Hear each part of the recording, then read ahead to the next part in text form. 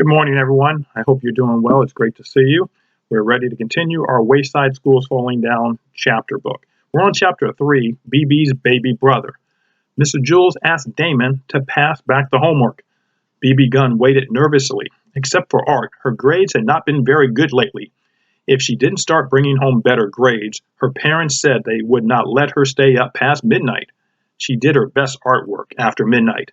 Damon handed Calvin his homework, then Todd, then Joy. "Where's yours?" asked Calvin. "I don't know," said BB. "Didn't you do it?" asked Calvin. "Yes, I did it," said BB. "I worked extra hard on it. I hope Mrs. Jules didn't lose it." Damon finished passing out the homework, but BB never got hers. "BB, will you come here, please?" asked Mrs. Jules. She pushed out her seat and stood up and nervously walked to Mrs. Jules' desk. "I did my homework, Mrs. Jules, really." "I know," said Mrs. Jules. She held BB's homework in her hand. "Whew!" BB sighed with relief. "I was afraid that you lost it." "No, I didn't lose it," said Mrs. Jules. She showed the back of the paper to BB. Somebody had written on it, and it wrote, "Mrs. Jules is as fat as a hippopotamus, and she smells like one too." "I didn't write that," said BB. "I love the way you smell." Mrs. Jules smiled. "But if you didn't write it, who did?" "Ray," BB instantly replied. "Who's Ray?" asked Mrs. Jules. "He's my little brother, Ray Gunn. He must have snuck into my room after I was asleep. He's always playing mean tricks on me. He knew how hard I worked on my homework." "Well, we'll show Ray," said Mrs. Jules. She gave BB an A+. "There, I don't think he'll try that again." "Thanks," said BB. "And you can have a Tootsie Roll Pop too," said Mrs. Jules. BB took a Tootsie Roll Pop out of the coffee can on Mrs. Jules' desk, then returned to her seat. She proudly showed Calvin her A+. The next day, Mrs. Jules asked Damon to hand back another batch of homework. "How come Damon always gets to do everything?" asked Kathy. "I'm sorry, Kathy," said Mrs. Jules. "Would you like to pass back the homework?" "No," said Kathy. Damon passed out the homework, and again, BB didn't get hers. Mrs. Jules called her to her desk. On the back of her homework, someone had written, "Mrs. Jules has a head full of oatmeal, and it leaks out of her ears." "I didn't write that," said BB. "Ray?" asked Mrs. Jules. BB nodded. "Why don't you start checking the back of your homework?" suggested Mrs. Jules. "I did when I woke up," said BB. "He must have done it after breakfast while I was brushing my teeth. We had oatmeal for breakfast." She shook her head. "Don't worry, Mrs. Jules. I won't brush my teeth anymore." "You have to brush your teeth," said Mrs. Jules. "My parents think he's such a little goody-gooder," BB complained. "He's always wrecking things, and then I'm always the one who gets into trouble." "Why can't you be more like Ray?" they said. "Yesterday, he threw all my underwear out the window. Then my mother yelled at me for it. She wouldn't believe that her darling little son would do something like that." Mrs. Jules gave BB another A+ and another Tootsie Roll Pop.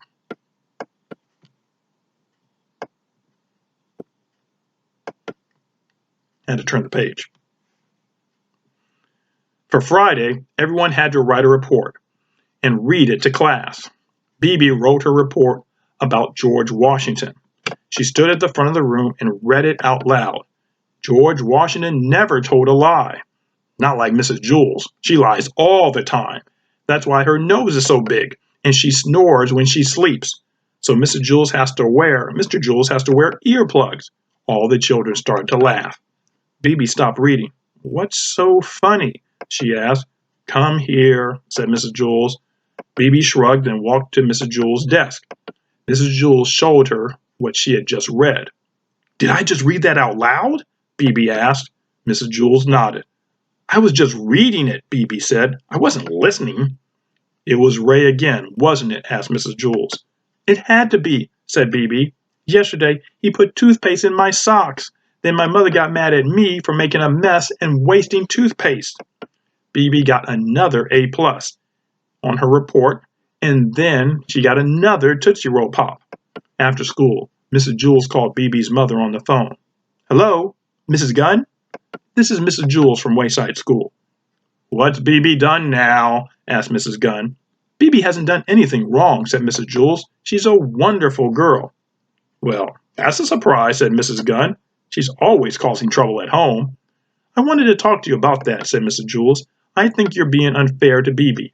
I think she often gets into trouble when really Ray is to blame." "Ray?"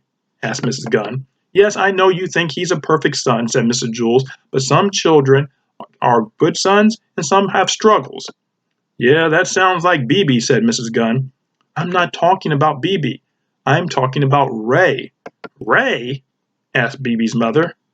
"Who's Ray?" Chapter 4, Homework. Mrs. Jules was teaching the class about fractions and decimals. She explained that .5 was the same as a half. Mac raised his hand. Mrs. Jules pretended not to see him. "Ooh, ooh!" Mac groaned as he stretched his hand so high that it hurt. Mrs. Jules pretended not to hear him. Jenny raised her hand. "Yes, Jenny," said Mrs. Jules, glad to call on anyone besides Mac. "Mac just raised his hand," said Jenny. Thank you, Jenny," said Mrs. Jules. "Yes, Mac, what is it?" "I couldn't find one of my socks this morning," said Mac. "Man, I looked everywhere in my closet, in the bathroom, in the kitchen, but I just couldn't find it. Then I asked my mother, but she hadn't seen it either." "That's very interesting, Mac," said Mrs. Jules patiently. "But what does that have to do with decimals?" "Because," said Mac, "I could only find half of my socks." "Oh, right," said Mrs. Jules. "Does anybody else have questions about decimals?" "Yes, John." "Did you look under your bed?" asked John. "That was the first place that I looked," said Mac. "It wasn't there." "Did you check your dirty clothes?" asked Ron.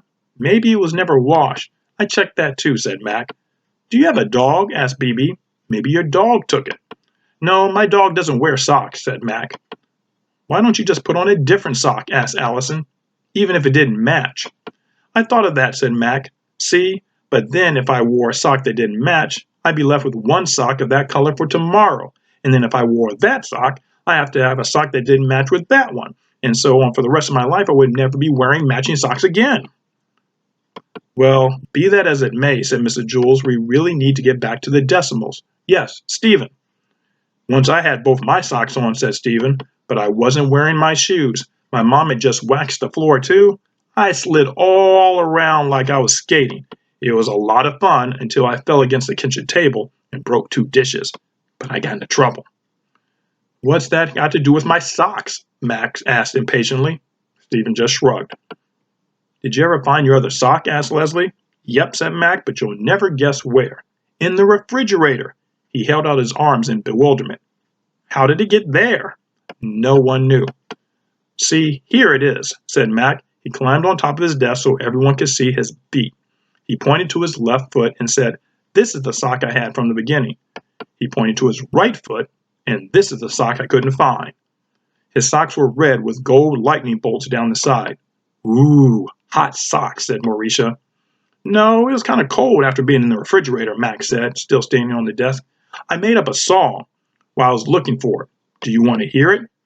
He just started singing before the children could answer. "I got one sock, looking for the other. One sock, looking for its brother. When I find that sock, I'll tell you what I'll do. I'll put it on my foot and I'll stick it in my shoe." The bell rang for recess. "Since we didn't finish the math lesson," said Mrs. Jules, "you'll have to do the rest of it for your homework." All the kids groaned as they headed outside. After recess was science. Mrs. Jules was teaching a class about dinosaurs. She told the class that there were 2 types of dinosaurs, those that ate meat and those that only eat vegetables. "You mean like broccoli?" asked Rodney. "I don't think they had broccoli back then," said Mrs. Jules. "Just as there were different kinds of animals back then, there were also different kinds of vegetables." Mac raised his hand. Mrs. Jules pretended not to see him. "Ooh, ooh!" Mac groaned. He looked like he was going to explode. Mrs. Jules pretended not to hear him. She called on Myron. "Yes, Myron?" "Mac raised his hand," said Myron. "Thank you, Myron," said Mrs. Jules. "Yes, Mac. My uncle grew the biggest watermelon you'll ever saw in your whole life. Man, it was huge. It was so heavy I couldn't even lift it." "Mac, what does that have to do with dinosaurs?" asked Mrs. Jules. "Because That must have been the kind of watermelon that the dinosaurs did eat. Did you eat it? Asked DJ. No, not all of it, said Mac, shaking his head. Woo, it was too big for me, and I love watermelon. What did it taste like? Said Marisha. Delicious, said Mac, but lots of seeds. You shouldn't eat the seeds, otherwise a watermelon might grow inside your stomach. I once heard about a lady who was so big everyone thought she was going to have a baby, but she didn't have a baby. She had a watermelon. Was it a boy or a girl? Asked Joy. All the children started to laugh. Mrs. Jules never finished her lesson about dinosaurs, so she had to assign homework. After school, Mac walked home with his girlfriend, Nancy. Nancy's class was on the 24th floor of Wayside School. Nancy didn't have any books. I'll carry your books for you, Mac, she offered.